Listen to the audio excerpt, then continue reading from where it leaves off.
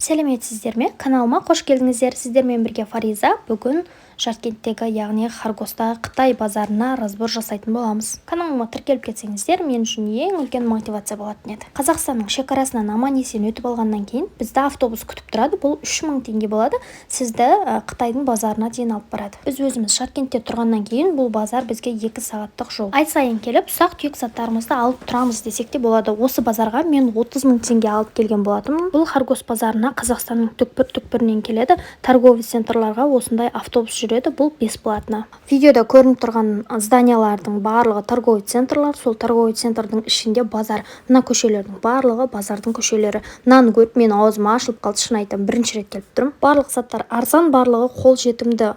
Бұл жерде бір ұқпай тұрған затым, біз ұтамыз ба, әлде Қытайлар ұтады ма? Олар арзанға сатады. Біздегі Қазақстандағы оптовый үлкен базарлардың барлығы осы жерден оптом бағада алып кетеді. Өзіңіздің ыңғайыңызға қарай базарды көріп аралап керек затыңызды ала бересіз. Қымбат жерде бар, арзан жерде бар. Той, жиын, құдалық, ұзату той, үлкен той барлығында осы жерден келіп, киіт той бастарларды адамдар жасап кетеді.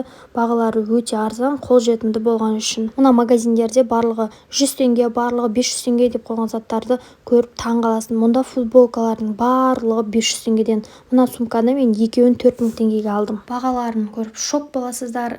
Егер де сіздер келгілеріңіз келіп жатса, келіп көріп кетсеңіздер болады. Мысал ретінде түсіндіріп кетейін. Біз жақта шубаны 400-500 мың, дальше одан да ары қарай кете береді теңгеде. Ал мына жақта 150 мың теңгеге шубаға скидка болып жатыр деп адамдар өздері алдыңыздан жүгіріп шығады. Қолымдағы ойыншықты упаковканы мен 2000 теңгеге алдым. Қаншама заттар, сөйтіп заттарымыздың барлығын алып Қазақстанға қайтып келдік. Бұл жерде қаншама товарлар айналып жатыр десеңізші, мына жақта почтадан осылай заттарыңыз келеді, ішінен өзіңіздің затыңызды алып аласыз.